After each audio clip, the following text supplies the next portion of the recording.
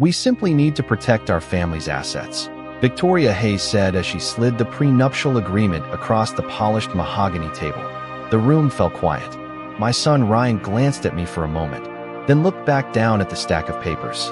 Madison sat beside him, twisting the engagement ring on her finger. Gregory Hayes leaned back in his chair with the relaxed confidence of a man who believed he already understood everyone in the room. I folded my hands neatly in my lap and smiled. They thought this meeting was about protecting their wealth. What they didn't realize was that I had spent 40 years learning never to correct people when they underestimated me. I'm glad you're here. Stay with my story until the end, and let me know where you're watching from, because what happened next changed the way two families saw each other forever. The meeting was taking place in a private conference room above a country club outside Columbus, Ohio. Floor-to-ceiling windows overlooked a golf course that stretched across rolling green hills. Everything about the room was designed to impress. The leather chairs, the crystal water glasses, the framed photographs of successful local business owners displayed along the walls. Victoria seemed perfectly comfortable there. She spoke as though she owned the place. In her mind, perhaps she did. I'm sure you understand, she continued, her voice coated in practiced politeness. These agreements are simply common sense. We want to avoid misunderstandings later. Ryan shifted uncomfortably. Mom and I don't really see marriage that way, he said quietly. Victoria gave a patient smile. Of course not, dear. Young people never do. I reached for the document and glanced at the first page. My eyes moved over legal language, financial disclosures, and property clauses. Most people would have focused on the dollar amounts. I noticed something else. An address. Then another. And another. A strange feeling settled over me. Familiarity. I had seen those addresses many times before. In fact, I reviewed reports involving those properties every quarter. I said nothing. Across the table, Gregory chuckled. You know how these things work. Families have responsibilities. We spent decades building what we have. His words hung in the air. The implication was obvious. They believed they were the wealthy family. They believed Ryan was marrying up. They believed I should be grateful. Madison finally spoke. Mom, maybe we're making too much of this. Victoria patted her daughter's hand. We're being careful, sweetheart. I looked at Madison and saw genuine embarrassment in her eyes. That alone kept me silent. She wasn't the one driving this conversation. Victoria was. For months, I had watched small moments add up. Questions disguised as casual curiosity. Comments about neighborhoods. Remarks about retirement savings. Little tests designed to measure social standing. Every time, I answered politely. Every time, they drew the wrong conclusion. Part of me wondered if correcting them would have made life easier. But another part knew that people reveal their true character when they think they have the upper hand. The lawyer cleared his throat and began explaining the terms. I listened while tracing a finger along the edge of the document. Then I saw another address near the bottom of a page. My heart almost skipped a beat. Not because it surprised me, because it confirmed what I had begun to suspect. I looked up at the Hayes family and smiled again. Outside the window, the afternoon sun reflected off rows of rooftops in the distance. An entire neighborhood stretched toward the horizon. Most people saw houses. I saw something very different. And for the first time that afternoon, I realized that none of them had the slightest idea who I really was. The drive home gave me plenty of time to think. The country club disappeared in my rearview mirror, replaced by quiet roads lined with maple trees and familiar storefronts. I drove the same Buick I had owned for more than a decade. The leather on the steering wheel was worn smooth from years of use. Most people noticed things like that. They saw an older woman driving an older car and assumed they understood her entire life. I used to find that amusing. Lately, I found it useful. The late afternoon sun cast long shadows across the pavement as I headed toward the small brick house where I had lived since my husband passed away. It was a comfortable home, not extravagant, not impressive, just comfortable. My husband and I had always preferred it that way. We believed money worked best when it stayed quiet. The louder people talked about wealth, the less secure they usually felt about it. That lesson had served us well for nearly 40 years. When I pulled into the driveway, I noticed fresh flowers on the front porch. Ryan had stopped by earlier in the day. He often did little things like that. He never forgot birthdays. He never forgot anniversaries. He never forgot the date his father died. He was a good son. That was one reason the conversation at the club unsettled me. The Hayes family did not really know Ryan. They saw his modest salary and his simple lifestyle. They assumed he needed protection from financial temptation. They did not understand that he had been raised to value character over appearances. Inside the house, I set my purse on the kitchen counter and made myself a cup of tea. The familiar routine settled my thoughts. The kettle whistled. The refrigerator hummed softly. The grandfather clock in the hallway marked each passing minute. Silence has a way of revealing truths that noise hides. Sitting alone at the kitchen table, I replayed every interaction I had ever had with Victoria Hayes. The questions, the comments, the subtle comparisons. At first they had seemed harmless. She would ask where I vacationed. She would ask whether I planned to downsize. She would ask how long I expected to stay in my current home. None of those questions sounded unusual on their own. Together, they painted a different picture. She had been trying to measure me from the beginning. The strange thing was that she always looked disappointed by the answers. I smiled into my teacup. If only she knew. A few minutes later, my phone rang. Ryan. I answered immediately. He sounded tired. The meeting had clearly bothered him. He apologized for the awkwardness of the afternoon. I told him there was nothing to apologize for. Then he asked a question that lingered in my mind long after the call ended. Mom, did anything about that agreement seem strange to you? I looked out the kitchen window toward the neighborhood beyond the trees. Children were riding bicycles. A delivery truck rolled slowly down the street. Porch lights flickered on as evening settled over the community. Not strange, I said carefully. Just revealing. Ryan was quiet for a moment. Then he laughed softly. I had a feeling you would say something like that. After we hung up, I carried my empty cup to the sink. The sky outside had turned deep blue. Lights glowed from dozens of homes across the neighborhood. Homes connected by roads, property lines, leases, and contracts. Homes whose addresses I knew better than most people knew their own family histories. That was when I remembered the final page of the document. One address in particular, an address that belonged to the Hayes family. And suddenly I understood exactly why those familiar numbers had caught my attention the moment I saw them. The next morning, I woke before sunrise, something I had done almost every day since my husband passed away. The house was quiet. The air carried that familiar stillness that comes just before the world begins moving again. I brewed coffee and stood by the kitchen window, watching the first lights spread across the neighborhood. From where I stood, everything looked ordinary. Neatly trimmed lawns, mailboxes lined up along the curb, joggers moving down the sidewalks, a dog walker guiding 3 excited golden retrievers around the corner. Most people saw a pleasant community. I saw decades of decisions. Every street held a memory. Every building carried a story. My husband and I had not built our future through luck. We built it one careful choice at a time. 40 years earlier, this area looked very different. Back then, many of the storefronts were empty. Several houses sat abandoned. Investors were not interested. Banks were cautious. Most people saw risk. My husband saw opportunity. I still remembered the day we bought our first property. It was a small brick duplex with peeling paint and a leaking roof. Friends thought we were making a mistake. We spent weekends repairing walls, replacing fixtures, and cleaning rooms ourselves. 1 property became 2. 2 became 5. 5 became 20. Over time, the portfolio grew quietly. We never chased attention. We never put our names on large signs. We simply kept reinvesting. By the time people began noticing the neighborhood's success, the foundation had already been built.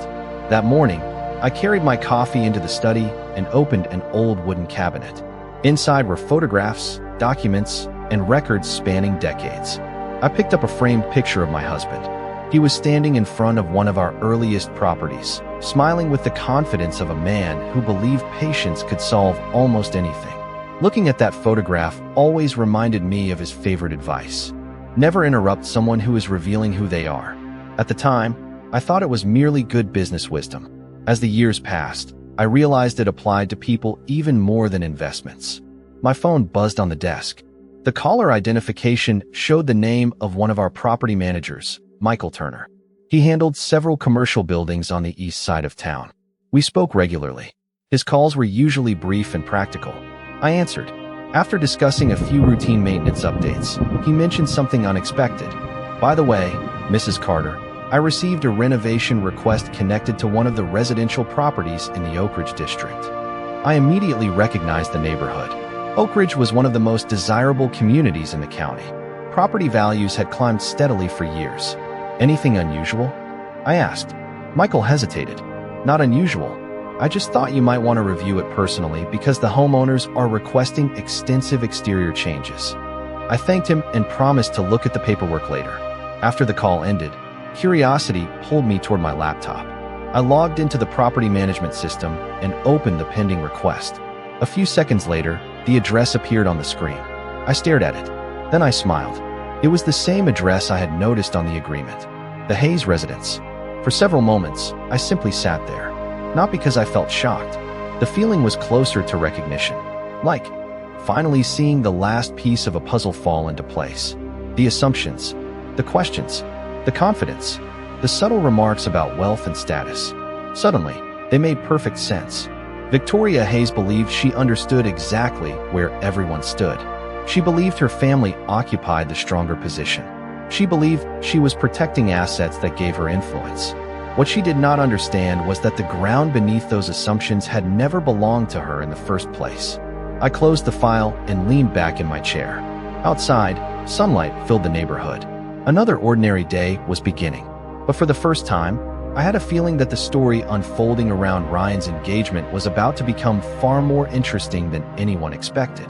That afternoon, I found myself thinking less about the Hayes family and more about the long road that had brought me here. People often assume wealth arrives all at once. They imagine a lucky investment, an inheritance, or some dramatic turning point. Real wealth rarely works that way. At least it did not for my husband and me. It arrived slowly, quietly, one sacrifice at a time. Back when Ryan was a little boy, there were years when we worked 7 days a week. I remember spending Saturdays painting apartments and Sundays reviewing leases at the kitchen table. While other families took expensive vacations, we drove 200 miles to inspect properties that most investors would not even consider. We packed sandwiches in a cooler. We stayed in budget motels. We counted every dollar, not because we were poor, but because we understood the value of discipline. My husband used to say that money was not built through big decisions.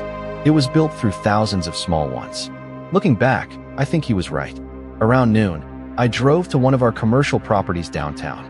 It was a 3-story brick building that housed several local businesses.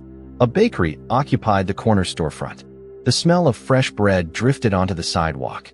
People passed by carrying coffee cups and shopping bags. Most of them never looked twice at the building itself. Why would they? To them, it was simply part of the neighborhood. To me, it represented decades of careful planning. I met Michael in the lobby. We reviewed maintenance reports and tenant renewals. Everything was routine. As we finished, he handed me another folder related to the renovation request. The homeowners seemed eager to move quickly, he said. I nodded and glanced at the paperwork. The Hayes address appeared again. It was becoming difficult to ignore the irony. Here was a family so concerned about protecting its financial position that they had built an entire narrative around it. Yet they had no idea how many aspects of their daily lives connected back to companies they had never heard of. Companies my husband and I had quietly built. As I left the building, I noticed an elderly man sitting on a bench across the street. I recognized him immediately. Mr. Dawson. He had rented one of our apartments nearly 20 years earlier after losing his home during a difficult period in his life. We spoke for a few minutes. He asked about Ryan. He asked about my health. Before we parted, he thanked me again for helping him all those years ago. I smiled and wished him well. Encounters like that always reminded me why my husband and I had chosen a different path from many investors. We never viewed properties as numbers on a spreadsheet. They were places where people built lives. Places where families celebrated birthdays, graduations, and anniversaries. Places where children grew up and memories were made. By the time I returned home, the sun was beginning to sink lower in the sky. I sat on the back porch and watched the evening settle over the neighborhood. Somewhere in the distance, lawn mowers hummed. A basketball bounced against a driveway. Porch lights flickered on one by one. Ordinary sounds, ordinary moments. Yet beneath that calm surface, I could feel something shifting. The more I learned, the clearer the picture became. The Hayes family believed they were evaluating us. In reality, every assumption they made revealed more about them than it did about Ryan or me. And soon, whether they realized it or not, those assumptions were going to face a very uncomfortable test. 2 evenings later, both families gathered for dinner at a well-known steakhouse near the river. Ryan had hoped the meal would ease tensions and bring everyone closer together before the wedding. The restaurant was elegant without being flashy. Soft lighting reflected off polished wood panels. Quiet conversations blended with the sound of glasses and silverware. From the moment I arrived, I could sense that Victoria had come with a purpose. She was unusually cheerful. Gregory seemed equally pleased with himself. Madison looked nervous. Ryan looked determined to keep the evening peaceful. We exchanged greetings and settled into our seats. For the first half hour, the conversation remained harmless. Wedding plans, guest lists, travel arrangements, the weather. Then the topic gradually shifted toward money. It happened so naturally that most people would not have noticed it. Gregory mentioned a recent increase in property values. Victoria spoke proudly about the neighborhood. She described it as one of the most desirable communities in the region. She talked about exclusivity, stability, long-term investment potential. I listened quietly while sipping iced tea. Then Gregory began listing improvements they had made to their home over the years. The conversation sounded less like a discussion and more like a presentation. Every detail seemed carefully selected to establish status. Ryan attempted to change the subject twice. Neither attempt succeeded. Victoria smiled warmly at me. You must be happy knowing Ryan will be surrounded by opportunities after the wedding. The statement sounded polite. The implication underneath it was less so. I simply nodded. I am happy when Ryan is happy. For a moment, disappointment crossed her face. She had expected a different response. Perhaps admiration. Perhaps insecurity. Instead, she found neither. Dinner arrived. The conversation moved on. Yet the pattern continued. References to investments. References to financial planning. References to social circles. Each comment was subtle enough to deny if challenged. Together, they formed a clear picture. Madison seemed increasingly uncomfortable. More than once, she glanced toward Ryan as if silently apologizing. I found myself feeling sympathy for her. Whatever assumptions her parents carried, they did not seem to belong to her. As dessert menus appeared, Gregory leaned back in his chair. The neighborhood has become quite valuable over the last decade, he said. Most people cannot get into it anymore. Several seconds passed. Then he added, it takes good timing to recognize opportunity. I nearly smiled at the irony. Good timing had indeed played a role, but patience had played a much larger one. The conversation eventually ended, and everyone began preparing to leave. Outside the restaurant, cool evening air drifted in from the river. City lights reflected across the water. Ryan and Madison walked ahead toward their car. Gregory shook my hand. Victoria offered a practice smile. As they turned away, I noticed something attached to Gregory's keychain. A small metal tag displaying his home address. The same address I had now seen multiple times. The same address connected to the renovation request.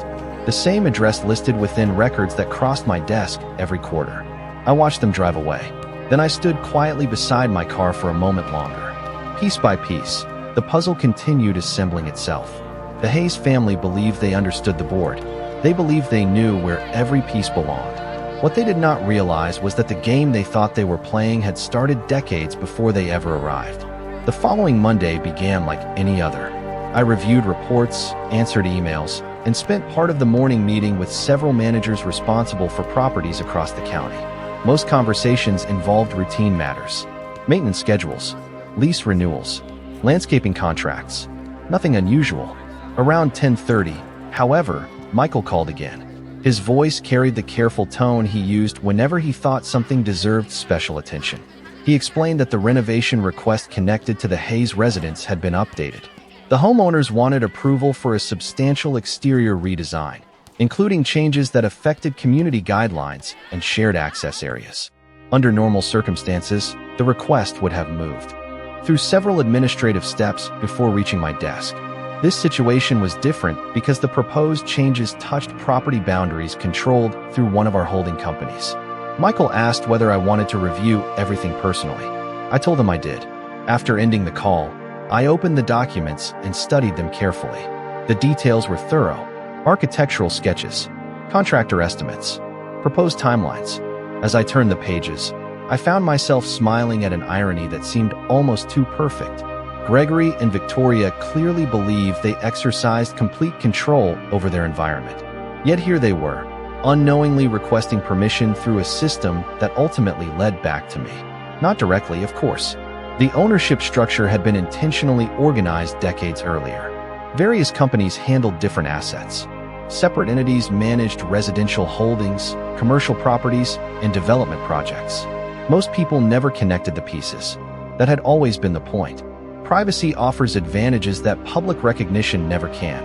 Later that afternoon, Ryan stopped by the house unexpectedly. He carried a small box of pastries from a local bakery and looked relieved to escape wedding planning for an hour. We sat at the kitchen table while sunlight streamed through the windows. For a while we talked about ordinary things. Work, sports, the weather forecast. Eventually, the conversation drifted toward Madison and her family.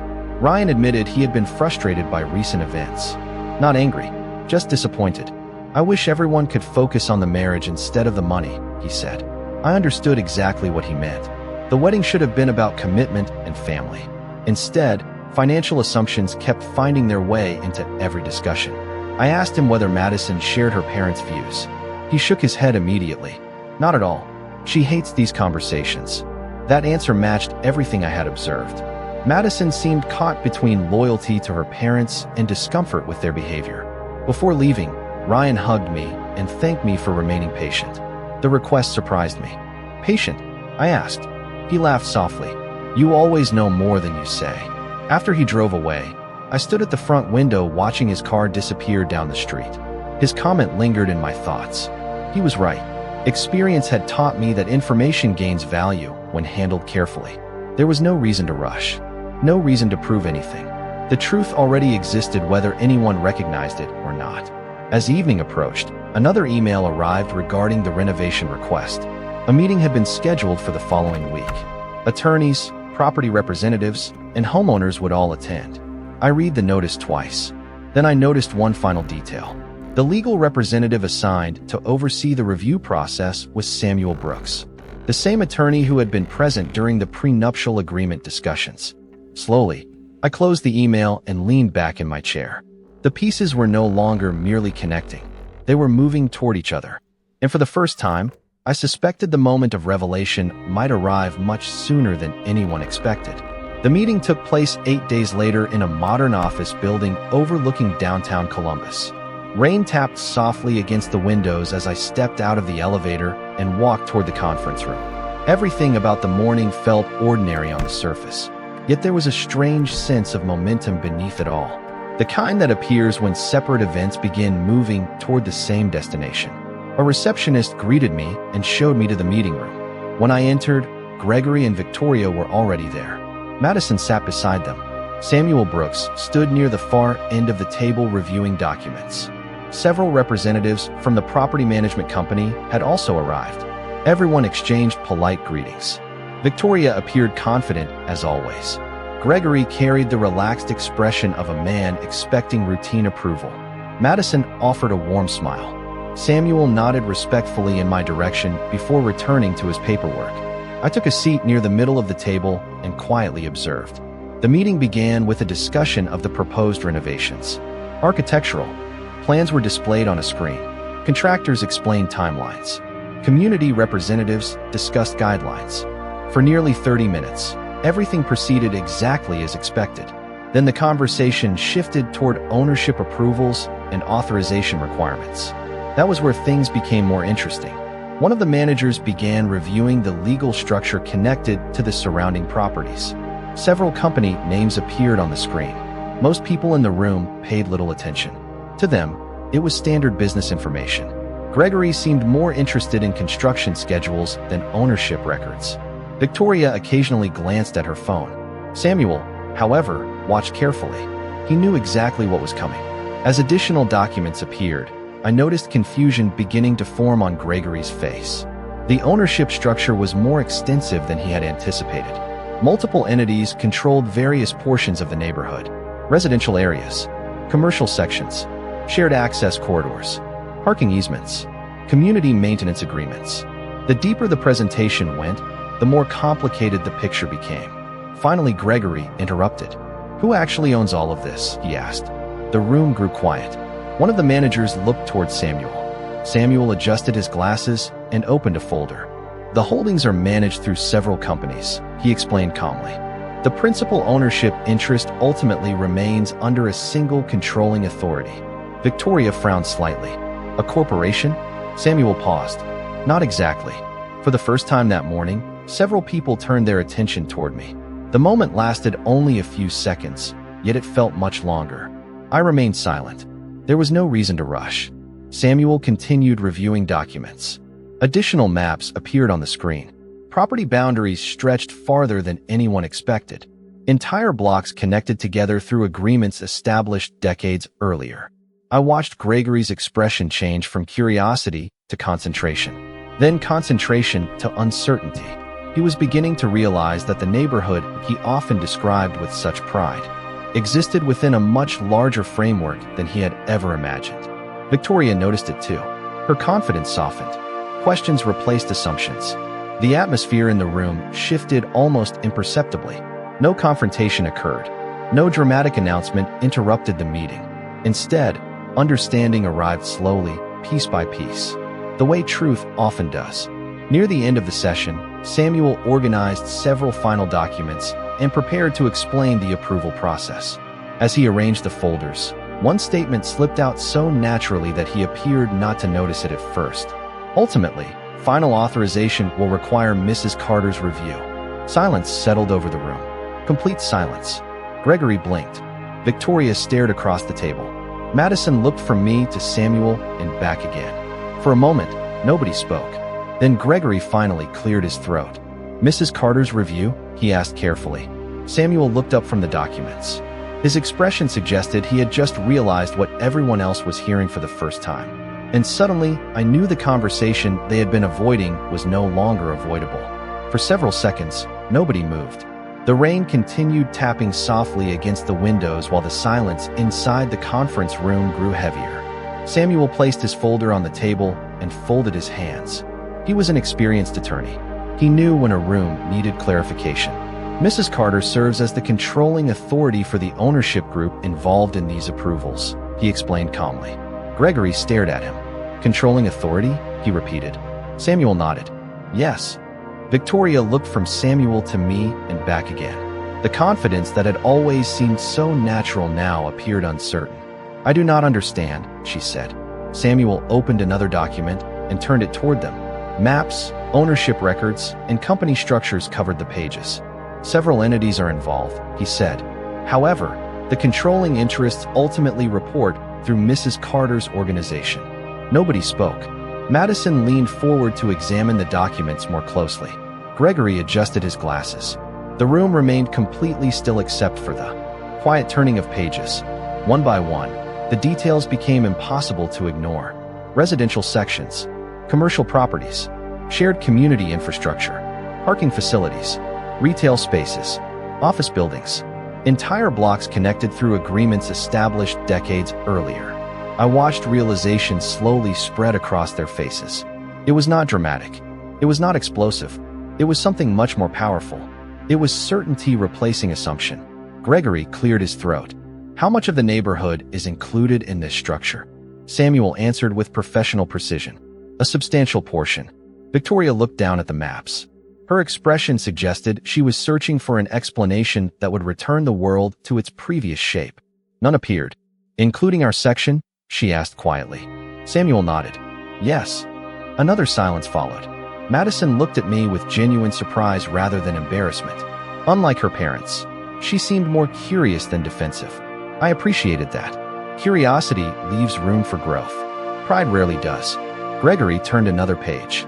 And these properties have been under your control for how long? He asked. I finally answered myself. Several decades. My voice sounded calm even to my own ears. The truth required no performance. Gregory sat back in his chair. For the first time since I had met him, he seemed uncertain about what to say next. Victoria remained focused on the documents. I could almost see her replaying every conversation we had ever shared, every assumption, every question, every conclusion she had drawn. The meeting continued, but the atmosphere had changed completely. Renovation plans no longer occupied center stage. Nobody needed to discuss them further. The real discussion had already happened without a single argument. Facts had accomplished what explanations never could. As the session concluded, people began gathering papers and preparing to leave. Madison approached me first. "I had no idea," she admitted softly. I smiled. "Most people do not." She laughed nervously. "That is probably true." Across the room, Gregory was speaking quietly with Samuel, looking out at the rain-covered city below. When our eyes met, she offered a small nod. Not an apology. Not yet. But something had changed. Respect often arrives before understanding. As I collected my coat and prepared to leave, I glanced once more at the maps spread across the conference table. For years, those properties had simply been part of my daily responsibilities. Today they had become something else entirely. A mirror. One that had revealed far more about the Hayes family than it ever had about me. 3 weeks later, the wedding arrived beneath a clear Ohio sky. The ceremony took place at a historic venue just outside the city, surrounded by mature oak trees and wide green lawns. Guests filled the rows of white chairs while soft music drifted through the air. Watching Ryan stand at the front waiting for Madison, I felt a sense of gratitude that had nothing to do with money, property, or business. Those things mattered far less than the simple fact that two good people had found each other. The events of the previous weeks had changed many conversations, but they had not changed that truth. As guests gathered for the reception after the ceremony, I noticed something different about the Hayes family. The confidence that once came from assumptions had been replaced by something quieter. Gregory greeted people warmly and spent more time listening than talking. Victoria seemed thoughtful. More than once, I caught her observing Ryan and Madison with a softness I had not seen before. During dinner, she eventually approached my table. For a moment, neither of us spoke. Then she smiled. It was not the polished social smile I had grown accustomed to seeing. It was genuine. "I owe you something," she said quietly. I raised an eyebrow. "Do you?" She nodded. "An apology. I made judgments I should not have made." There was no defensiveness in her voice. No attempt to explain away the past. Just honesty. I respected that. "We all make judgments sometimes," I replied. "What matters is what we do after we recognize them." Victoria looked relieved. The conversation lasted only a few minutes, but it felt important. Not because I needed an apology. I did not. What mattered was that she had chosen growth instead of pride. Later that evening, Ryan and Madison invited everyone to gather near the dance floor. They wanted to thank their families for supporting them throughout the engagement. After they finished speaking, I stood and handed them a small envelope. Ryan looked confused. Madison looked curious. "Open it later," I said with a smile. Naturally, they ignored that instruction and opened it immediately. A ripple of surprise moved across their faces as they read the documents inside. The envelope contained ownership papers for a small commercial building near downtown Columbus. It was fully leased, professionally managed, and positioned to provide steady income for years to come. Ryan stared at me. "Mom," was all he managed to say. Madison covered her mouth with both hands. The room had fallen completely silent. I stood and gently placed a hand on each of their shoulders. "Your father and I spent a lifetime building things," I said. "Now it is your turn to build something together." Tears filled Madison's eyes. Ryan hugged me so tightly that several guests laughed. Across the room, I noticed Victoria watching the scene. She was smiling, not at the property, not at the value of the gift. She was smiling at her daughter and son-in-law. In that moment, I realized the real story had never been about wealth. Wealth had simply exposed character. Some people reveal their character when they gain power. Others reveal it when they discover they never had as much as they thought. As the evening came to an end and guests began saying their goodbyes, I stepped outside beneath the stars. The neighborhood, the buildings, the investments, and the companies would all remain long after I was gone. But none of them were the legacy I cared about most. Respect, humility, family, those were the things worth leaving behind. And sometimes the most valuable lesson a person can learn is that ownership may command attention, but character earns respect.